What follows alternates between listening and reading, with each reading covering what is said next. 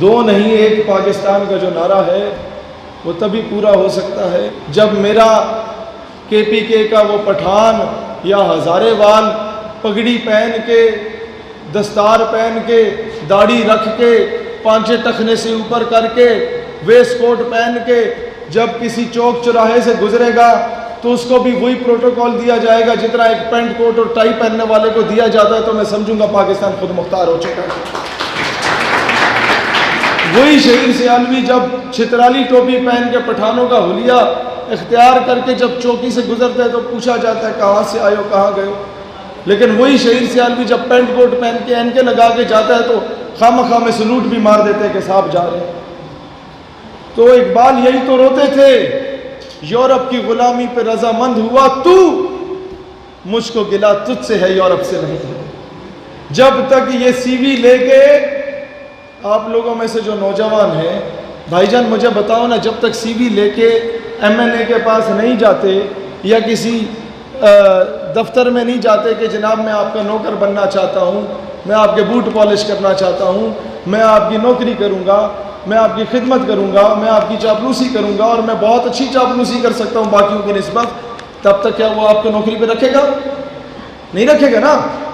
تو جب تک خود جا کے بیٹیوں کی دلالی نہیں کرو گے تب تک امریکہ بھی تمہیں اپنا غلام نہیں بنائے گا۔ یورپ کی غلامی پہ رضامند ہوا تو، مجھ کو گلا تجھ سے ہے یورپ سے نہیں ہے۔ اگر وقت پہ نقیب اللہ محسود کے قاتلوں کو کیفر کردار تک پہنچا دیا جاتا تو آج میرے کے پی کے میں آگ نہ لگ رہی ہوتی۔ اگر وقت پہ جب پہلا ڈرون اٹیک فاٹا میں گرایا گیا اس کے اگلے دن نیٹو کی سپلائی کو روک کے اس کے کنٹینر کو آگ لگا دی جاتی تو دنیا ہمیں بغیرت نہ کہتی۔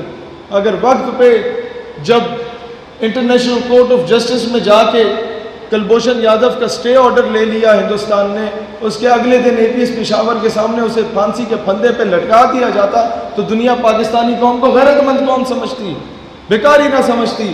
ابھی نندن کو بھیجنے کے عوض کرنل حبیب کو یا افضل گرو کی میت کو ہی واپس منگوا لیا جاتا جو 23 سالوں سے ہندوستانی جیل میں سڑ رہے، تو کم از کم دنیا ہمیں غیرت مند قوم کہتی۔ ہم نے جیتی ہوئی جنگیں میزوں پہ ہاری ہیں، ڈپلومیسی زیرو ہے۔ آج بھی اور آج سے پہلے بھی کشمیر کے نام پہ جو لوگ ڈیبیٹ کرنے کے لیے انٹرنیشنل فورمز پہ گئے وہ سب الو کے پٹھے سفارشی گئے، وہ سفارشی ٹولا گیا، یہ منسٹرز کے بھانجے بھتیجے گئے۔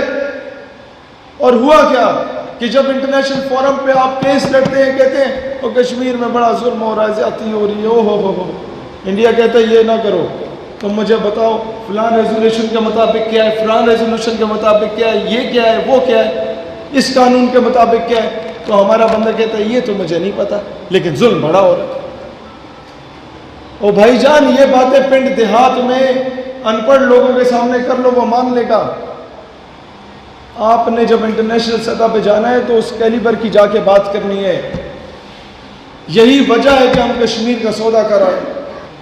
عافیہ صدیقی کی بہن ہمیں کہتی ہے کہ مشرف نے ایک مرتبہ بیچا تھا، خان اور نواز نے بار بار بیچا اس کا نام۔ میں نے کہا وجہ کیا ہے؟ خان تو سنسیئر ہے، کہتی ہے خان کے وزراء شاہ محمود قریشی ٹائپ کے لوگ ہمیں خان تک پہنچنے نہیں دیتے اور ہمیں یہاں تک کہا گیا شاہ محمود قریشی کی جانب سے کہ آپ نے آئندہ میرے دفتر میں قدم نہیں رکھنا۔ جب اوپر نو ڈاؤٹ وزیر اعظم پہ فی الحال مجھے شک نہیں ہے لیکن جو سائیکوفینٹس اراؤنڈ ہم وہ تباہ کریں گے، اس ملک کو تباہ کریں گے۔ انہوں نے مشرف کو بھی تباہ کیا تھا، انہوں نے غریب کو بھی تباہ کیا تھا۔ مولویوں کو اٹھا کے ان کا سافٹ ویئر تبدیل کر دیتے ہیں ہمارے حکومت کے لوگ۔ اسی طریقے سے وہ عبد الشکور نامی قادیانی جو ملک سے باہر دفع ہوا تھا اس کو ڈونلڈ ٹرمپ کے سامنے پیش کرنے والے سلمان تاثیر کا بیٹا جو پاکستان کے آئین اور قانون کے خلاف ڈونلڈ ٹرمپ کے سامنے بکواس کر رہا تھا اور دنیا میں پاکستان کو ذلت کا نشان بنا رہا تھا، آج تک اس کی نیشنلٹی کینسل نہیں کی گئی۔ کیا یہ انصاف کا دورہ معیار نہیں ہے؟ کیا یہ انصاف کا دورہ معیار نہیں ہے کہ ہم ناموس رسالت کے لیے اٹھتے ہیں تو ہر دوسرے دن ہمارے گھر کے باہر جناب کبھی آپ کا ایک ایجنسی کا بندہ کھڑا ہوتا ہے، کبھی دوسری کا کہ ملک کی جو ہے وہ بقا خطرے میں ہے. لیکن وہ میرا جسم میری مرضی والی عورتیں جب نکلتی ہیں 12-14 عورتیں نیند بنانا حالت میں، تو ڈپٹی کمشنر صاحب جو ہوتے ہیں وہ سب سے پہلے ان کے استقبال کے لیے کھڑے ہوتے ہیں، madam how can I help you. کیا یہ انصاف کا دورہ معیار نہیں ہے؟ مجھے بتاؤ نا، کب تک یہ آدھا گھنٹہ کھڑے ہونے سے کشمیر آزاد ہوا کبھی؟ مجھے بتاؤ اگر ہوتا ہے میں 1 گھنٹہ کھڑا ہوتا ہوں تاکہ ساتھ فلسطین بھی واپس لے آؤں. نہیں ہوگا. میں کہتا ہوں نہ ہوا آدھا گھنٹہ بیٹھ کے احتجاج کر لو کشمیر مل جائے گا، نہ ہوا آدھا گھنٹہ لیٹ کے احتجاج کر لو کشمیر مل جائے گا. لیکن پھر بھی نہ ہوا. خان صاحب آدھا گھنٹہ امت کے سامنے مرغا بن جاؤ کہ اب محمد بن قاسم نے نہیں آنا، اب ٹیپو سلطان یا نور الدین زنگی نے نہیں آنا، اب ہم لوگ گانے گا کے ڈھول بجا کے کشمیر آزاد کرائیں گے، انڈیا جا جا کشمیر سے نکل جا. میں نے کہا اس طرح نہیں نکلے گا، ایک اور ترانہ بناؤ، انڈیا دفع ہو جائے کشمیر سے نکل جا، شاید نکل جائے. وہ کشمیری مائیں ہم سے پوچھتی ہیں وہ کب تک ہمارے نام کو بیچو گے؟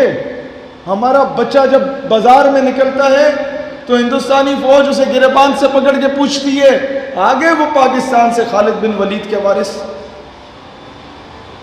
آگے وہ طارق بن زیاد کے وارث کشتیاں جلا کے پاکستان سے. وہ کہتی ہے بیٹا مجھے پتا ہے تم لوگ بڑے مجبور ہو، لیکن تم تقریریں بڑی اچھی کرتے ہو، مجھے بتاؤ نا میں اس سے کیا جواب دوں؟ تمہاری تقریر لا کے سناؤں یا تمہارے وزیر اعظم کی تقریر لا کے سناؤں؟